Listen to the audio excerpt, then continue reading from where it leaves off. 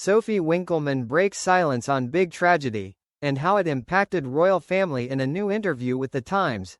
Lady Frederick Windsor opened up about how the death of Thomas Kingston impacted the royal family. The royal family endured a tragedy last year following the death by suicide of Thomas Kingston, the husband of Lady Gabriella Kingston, on the 25th of February 2024. The moment united royals who offered their support to Lady Gabriella, who is the daughter of Prince and Princess Michael of Kent. In a new interview with The Times, Sophie Winkleman, also known as Lady Frederick Windsor, the sister-in-law of Lady Gabriella, opened up about how the family reacted to the news, and how her husband, Lord Frederick Windsor, has started a new job in the wake.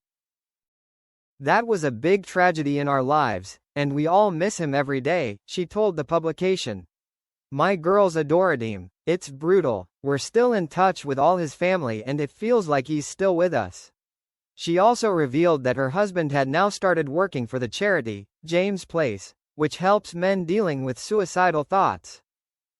Sophie added, "It's not a positive to come out of it at all, but it makes you so much more aware that the exterior of someone can be very different from what's going on inside."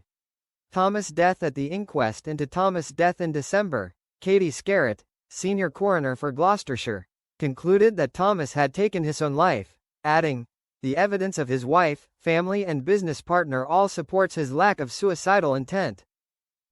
He was suffering adverse effects of medication he had recently been prescribed." The inquest was told that Thomas had initially been given sertraline, a drug used to treat depression, and zopiclone, a sleeping tablet, by a GP at the Royal Mews Surgery, a practice at Buckingham Palace used by royal household staff, after complaining of trouble sleeping following stress at work.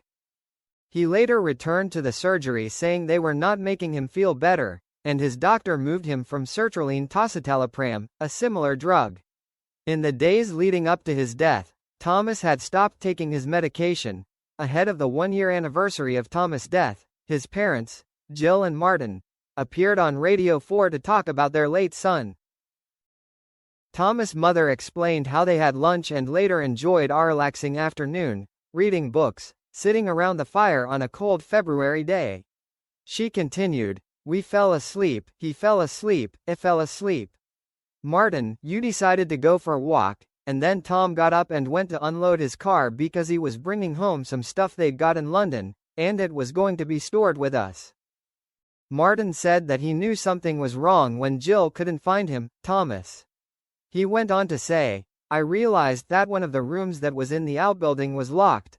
I had to break the door down." In an emotional moment, Thomas' father added, "I would have difficulty explaining to you what it was like without crying.